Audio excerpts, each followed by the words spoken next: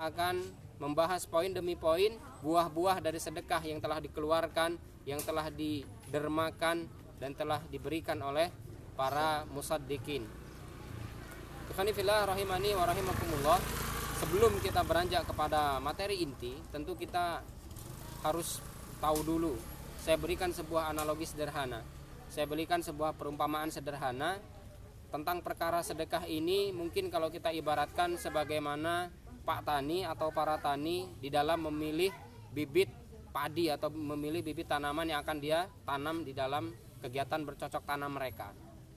Karena apa? Karena kita melihat, kita menilai di muka bumi ini atau khususnya di negeri kita, semua tentang nafas-nafas keislaman insya Allah kita sudah banyak merasakan. Mungkin lain halnya ketika di negeri-negeri muslim yang minoritas, entah mungkin yang dia ahli dalam siamnya, entah dia yang ahli di dalam sholatnya, kemudian dia juga yang ahli di dalam sedekahnya tentunya ya. Nah, maka kita kembali membahas tentang bagaimana orang-orang yang ahli sedekah.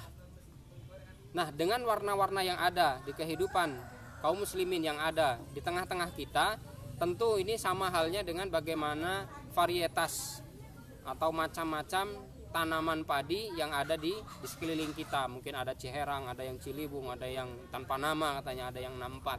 Nah, termasuk ada rojolele mungkin yang kita kenal, yang paling pulen, yang paling enak. Nah, maka bagi orang-orang yang mereka rajin sholat dan memperbanyak sholat sunnahnya, mereka juga memperbanyak saum sunnahnya, tapi mungkin kurang di dalam sedekah, kurang berani di dalam mengeluarkan hartanya di jalan Allah Subhanahu wa taala. Nah, bisa jadi ini berarti tentu dia belum pernah mendapatkan beras yang varietas A. Nah, sama halnya dengan apa yang telah tadi diumpamakan ya.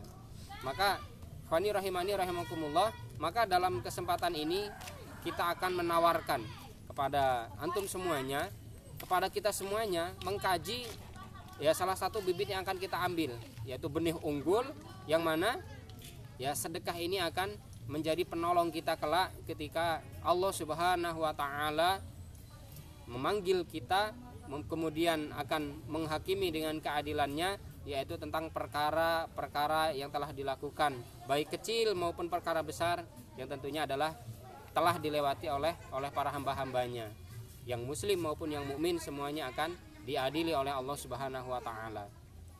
Maka ikhwani rahimani rahimakumullah, kemudian jangan bingung dengan perkara yang seperti ini. Karena apa? Karena ini adalah sebuah kelaziman di dalam kehidupan seorang muslim. Tiada sepi dari yang namanya menolong. Karena konsep hidup orang-orang beriman adalah tidak akan jauh dari yang namanya ya memberikan pertolongan, memberikan kemanfaatan, sebagaimana pesan Nabi kita Muhammad SAW bahwa beliau bersabda khairun nasi anfa'uhum linnas. Sebaik-baik manusia adalah yang bermanfaat bagi manusia yang lain. Sebaik-baik manusia adalah yang memberi kemanfaatan, yang memberi berbagai bentuk kebaikan demi kebaikan, yaitu kepada orang-orang lain. Kaum muslimin dan muslimat rahimani wa rahimakumullah, ada satu kisah yang sangat-sangat menarik sekali ya. Kisah ini ditulis di dalam kitab yang bernama Min Ajaibi As-Shadaqah. Maka suatu ketika ada seorang yang fakir bertamu kemudian ke rumah seorang alim. Yang seorang alim ini memiliki harta yang tentunya di situ tersisa ada 10 butir telur.